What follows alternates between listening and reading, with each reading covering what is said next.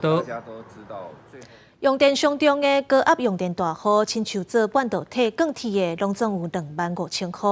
为今仔日开始提早缴热天的电费收钱，一直到10月15。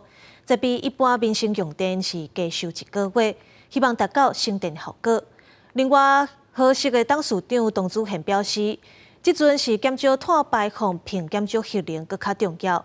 伊强调台湾袂当干那高靠一种能源尔。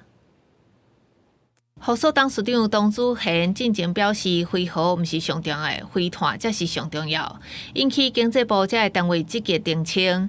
今仔日透早，董子贤出席活动，搁一摆强调，台湾袂当干那靠单一能源。我强调的是一个黄金组合，也就是说，靠单一的方法没有办法，真的完全的达成台湾的低碳转型，所以台湾需要一个能源的黄金比例。台湾敢有要登起核一还是核二？董子贤强调，除了核能，台湾嘛要开发参像风电这技术，才会当确保供电无问题，阁会当降低碳排。为了避免5月份供电接力，经济部今年调整热天的电价时程，一般民生用户1400万户，为6月1号到9月底。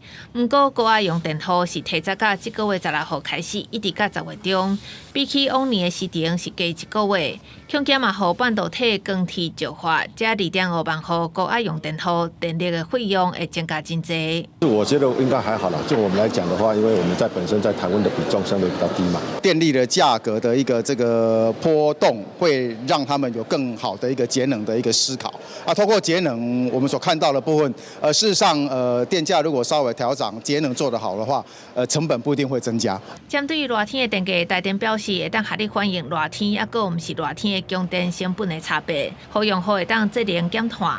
不过后一摆电价审议会敢会调整电价，嘛引起关注。记者综合报道。